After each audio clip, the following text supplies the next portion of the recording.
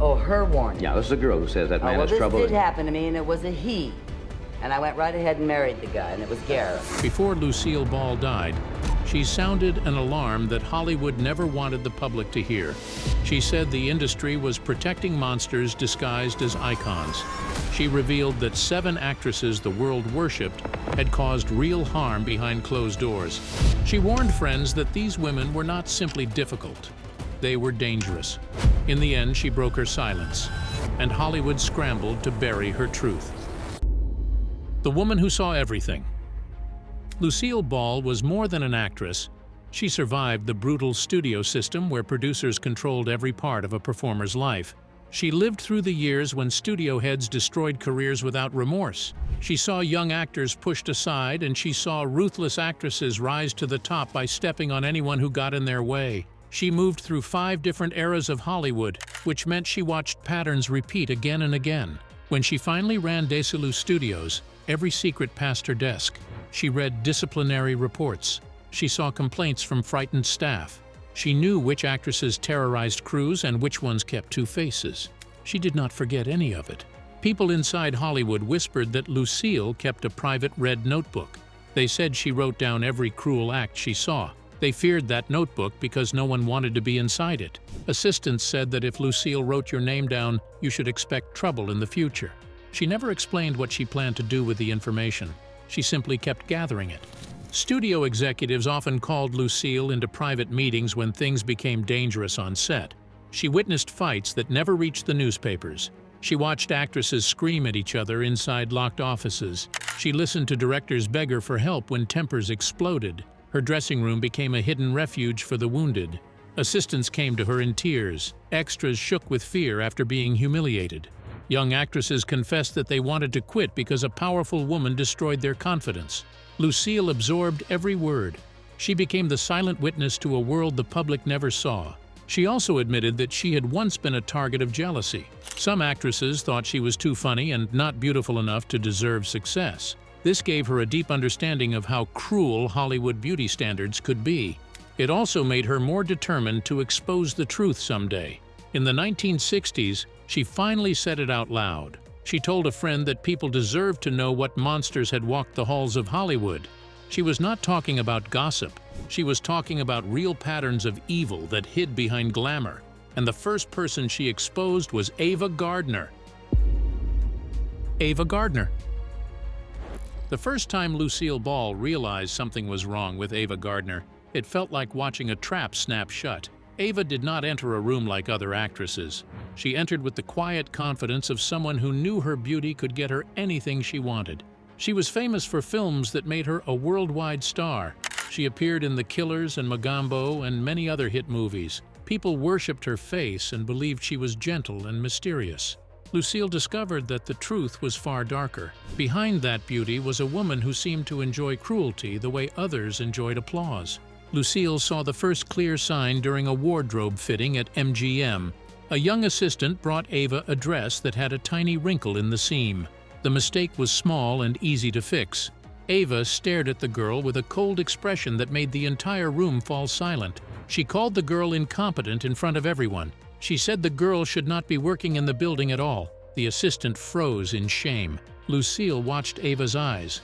She did not see frustration. She saw pleasure. Ava looked thrilled to destroy that girl's confidence. Ava had a reputation inside MGM that the public never heard about. Workers whispered that she was the one who tested people. They said she pushed new assistants until someone cried.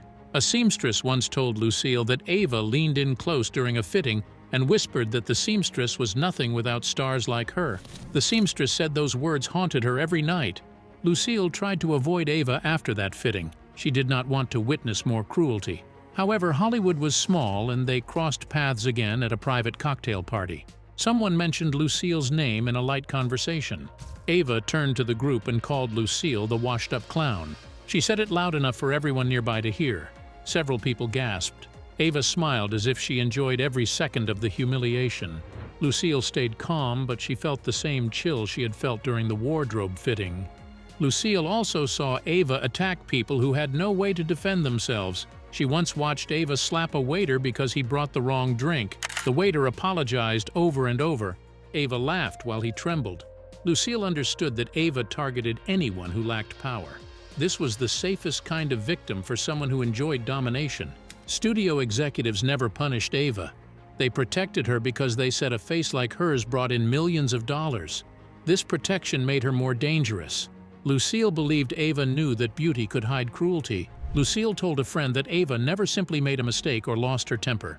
Every cruel act was a choice. Ava aimed her words and actions to hurt someone on purpose. She believed Ava was one of the most seductive and frightening forms of evil she had ever witnessed in Hollywood. Judy Garland. The first time Lucille Ball saw the damage Judy Garland could cause, she felt a deep shock. People always spoke about Judy with gentle voices.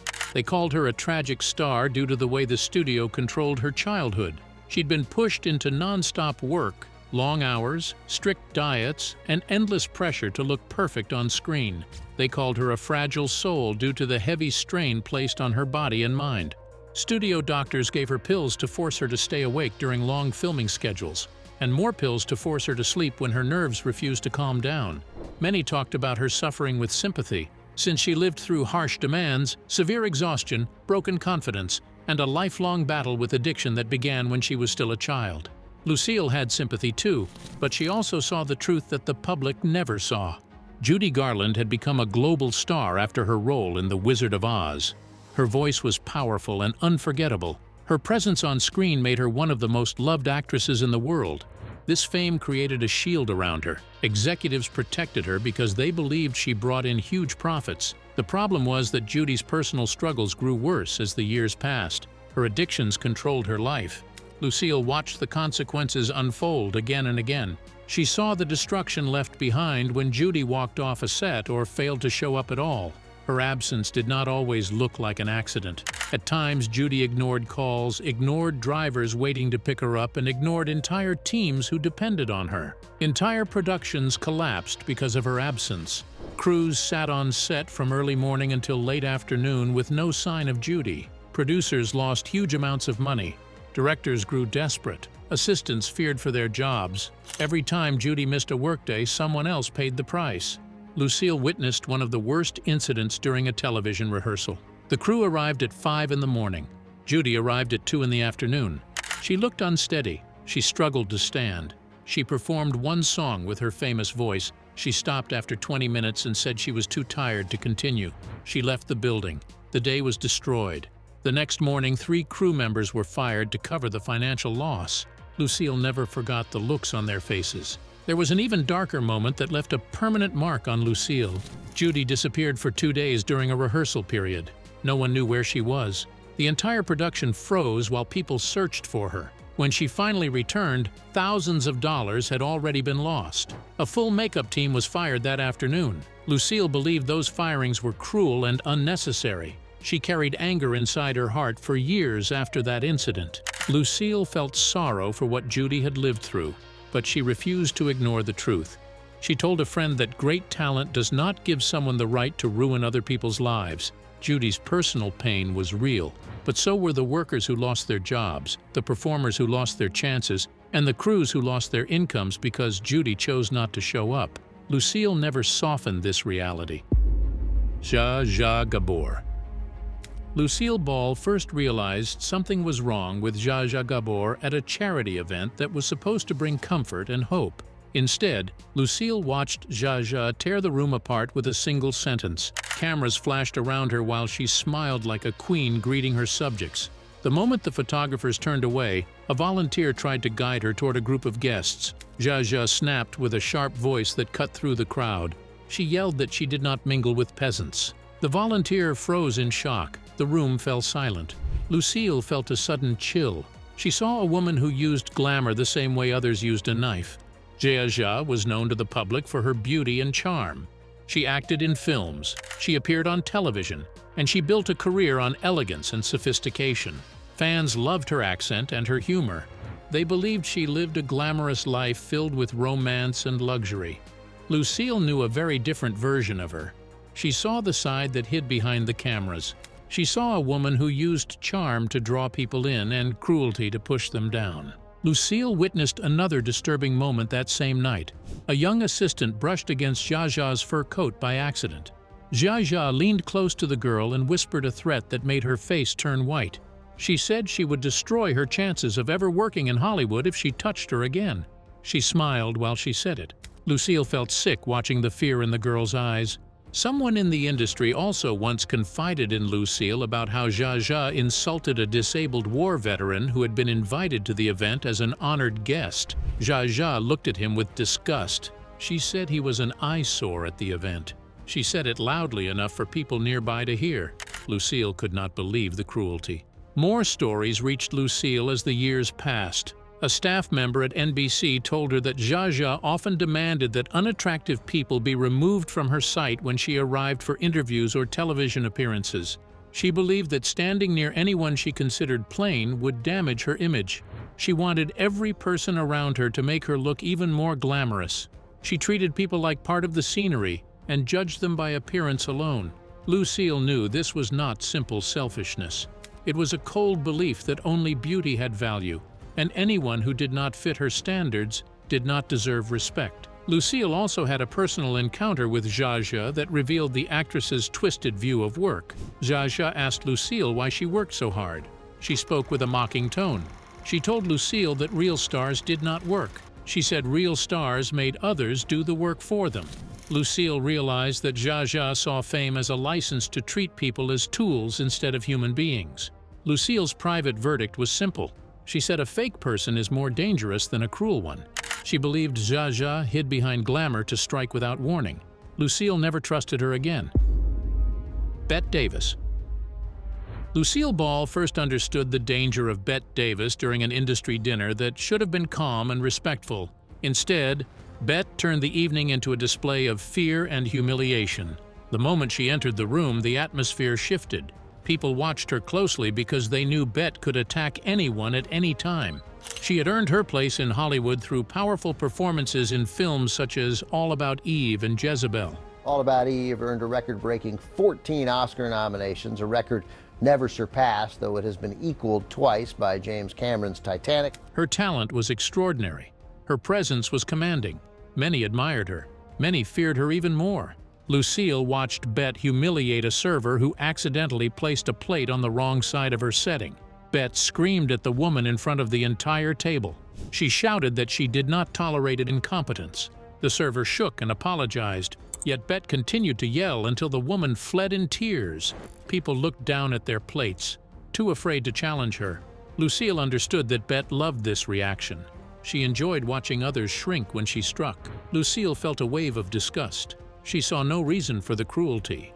Lucille later learned that Bette often demanded firings over small mistakes. If a makeup artist used the wrong powder or a costume designer added the wrong button, Bette insisted they be removed from the production.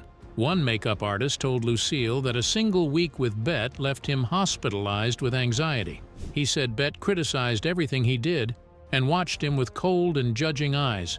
He felt hunted every time she approached. Lucille heard Bette make an even darker comment at a private gathering. Bette leaned toward a producer and said that fear keeps them sharp. She said that people worked harder when they were terrified of disappointing her. Lucille realized that Bette believed cruelty was a tool. She used it to stay in control. Rumors also circulated that Bette kept a private list of people she did not want studios to hire. If someone displeased her, she made sure they were removed from future projects. Some people said the list did more than block them from her films. They said it stopped them from being hired anywhere in the studio system. This meant a single conflict with Bette could end a person's entire career. Lucille believed the stories because she had seen the fear in so many faces. Joan Crawford. Lucille Ball first felt true fear in Hollywood when she worked with Joan Crawford. She had dealt with angry actresses, unstable actresses, selfish actresses, and cruel actresses. None of them prepared her for Joan. Joan Crawford carried herself with a calm and perfect elegance that fooled the public. Her fans believed she was glamorous, refined, and graceful. Lucille discovered that this polished surface hid something cold and merciless. But I was riveted to her whenever she was around. So was everyone else. She looked wonderful. She was very, very beautiful, very slim. The darkness showed itself the moment Joan stepped onto the set of Here's Lucy in 1971. Joan demanded that the entire studio be kept at a fixed temperature. She insisted that the room stay at 68 degrees. She said the lighting had to be adjusted to flatter her face. She demanded a specific chair position. Lucille had worked with many stars, so she understood that some requests were normal. This did not feel normal. Joan acted as though the entire building existed only to please her. Lucille saw the truth during a quiet moment before filming. A senior wardrobe supervisor, a woman who had worked in the industry for more than 20 years, approached Joan with a question about a fabric choice for an evening gown. The supervisor spoke calmly and respectfully. She asked whether Joan preferred a softer lining to make the gown easier to move in during the scene. It was a simple professional request. Joan stared at her without blinking. She said the woman should already know the answer if she had any real skill. Her voice was low and steady, which made the insult cut even deeper. Joan then told her that anyone who needed to ask such a question did not belong on a professional set. The supervisor's face went pale. She tried to explain the reasoning behind the question, but Joan raised her hand to silence her. Lucille realized in that moment that Joan's Joan was not simply harsh. She was dangerous in a deeply intentional way. Lucille noticed that Joan could switch personalities in an instant. When the cameras turned on, Joan smiled and spoke with kindness. She looked warm and gentle. The moment the cameras turned off, her face went blank, her voice went cold. She moved through the set like someone who had no emotion at all. Lucille said it felt like watching a mannequin come to life and then go dead again between scenes. One afternoon, Lucille saw Joan in front of a mirror. Joan stood there alone, practicing compliments with a soft smile. She repeated kind lines over and over. Lucille realized Joan was rehearsing how to act human. Joan was not feeling kindness. She was performing it. Lucille asked Joan privately why she treated people this way. Joan gave her a flat and emotionless answer. She said that people only exist to be used. Lucille never forgot those words. Shelley Winters. Lucille Ball knew many difficult actresses, but Shelley Winters stood out in a way that unsettled everyone who crossed her path. Shelley did not simply lose her temper, she erupted. She entered rooms with a loud, unpredictable energy that made people tense up before she even spoke. Shelley had built a respected career through powerful roles in films such as The Diary of Anne Frank and A Patch of Blue. Anne Frank into The Diary, and I felt very responsible to the work of this little girl. Her talent was real, so was her rage. Lucille quickly learned that Shelley used that rage as a tool. The first time Lucille witnessed it up close, she was shocked by how fast a normal conversation could turn into an explosion. Shelley argued with a director about a single line of dialogue. The director calmly suggested a small change to help the pacing of the scene. Shelley grabbed a lamp from a nearby table and threw it across the room. Lucille heard the crash from the hallway. The sound was so violent that several crew members rushed inside. Shelley stood in the center of the room, breathing heavily, while the director stared at the shattered lamp with fear on his face. Lucille realized the outburst was not just anger, it was domination. Shelley also created terror behind closed doors. A studio secretary once came to Lucille with shaking hands. She said she cried in her car every day after handling Shelley's daily demands. She said Shelley would scream at her for minor errors, then act friendly moments later. The emotional swings left the secretary exhausted and frightened. Lucille saw the toll it took. The woman looked drained, as if she had been living in constant fear. Lucille noticed a pattern. Shelley exploded when she wanted something. If she believed a scene should change, she created chaos until the director gave in. If she wanted a different dressing room, she shouted until producers moved her. If she disliked a co-star, she stirred tension until the person was forced out. Lucille watched these moments with growing concern. She realized Shelley's rage had become a method to gain power and to get her way. Vivien Vance. Lucille Ball never expected that one of the most painful wounds in her career would come from someone she loved. Vivien Vance was not cruel like the other actresses on Lucille's list. She did not aim to destroy people for pleasure. Her harm came from insecurity, jealousy, and pressure. These wounds cut Lucille in a different way, because Vivien was not an enemy. She was supposed to be a partner. The early years of their work together were filled with private battles that the public never saw. When Vivien first joined I Love Lucy, she felt trapped in a role that demanded she appear older and less attractive than she really was. The weight clause in her contract forced her to remain heavier than her natural size. Vivien felt humiliated by this rule. She believed Lucille supported the decision and blamed Lucille for the embarrassment. This resentment grew quickly. Vivien began complaining that Lucille controlled everything. She told people that Lucille was jealous and insecure. She even called Lucille old during one argument, which stunned Lucille because it came from someone she trusted. Their fights became intense. Vivien accused Lucille of stealing scenes and placing herself in every spotlight. She said Lucille wanted to remain the only woman audiences admired. Their arguments were sharp and personal. They knew each other well enough to hit the deepest emotional points. One day after a rehearsal, Lucille went back to her dressing room and cried.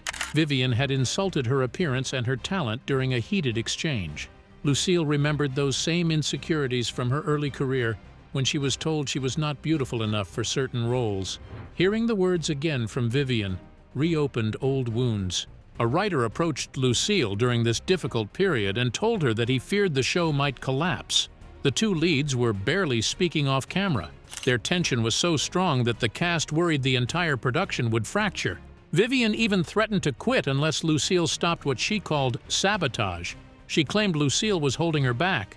Lucille felt stunned because she never saw Vivien as a rival. She saw her as a partner. The turning point came slowly. Both women matured. Both realized that the battles were destroying their work and their personal lives. They began talking honestly about their fears. Vivien admitted she felt overlooked.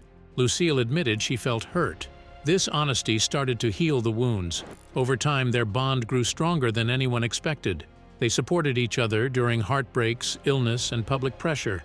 When Vivien became ill in her final years, Lucille stayed by her side as a true friend. The terrifying end of a woman who carried too many secrets. Lucille Ball understood that time was running out, and she did not want to leave this world without warning people about the darkness she had seen. In her last years, she spoke more openly about these cruelties she had witnessed in Hollywood. She told trusted friends that she feared Hollywood was rewriting its history in a way that protected the cruel and erased the suffering of the powerless. During her final career years, Lucille still worked and appeared on television. She acted in the dramatic film Stone Pillow in 1985, which showed a different side of her talent. She also starred in the sitcom Life with Lucy in 1986, although the show ended quickly and marked the close of her long career in entertainment. Even after stepping back from active work, she stayed involved in the industry, offering guidance and sharing stories with younger performers. She tried to leave behind lessons about discipline, respect, and responsibility, values she believed the industry was losing. Eventually, her health began failing her. In April of 1989, Lucille suffered severe chest pain and was rushed to the hospital. Doctors discovered a dangerous tear in her aorta. She underwent a long 7-hour surgery to repair it. The operation appeared to go well. Doctors believed she would recover. For a brief moment, it seemed like she had survived the danger. However, only days later, she woke up with violent pain in her back. She screamed for help and collapsed. Doctors tried to save her, but it was too late. A second aneurysm had ruptured in a different part of her body. It had gone undetected. She died early that morning.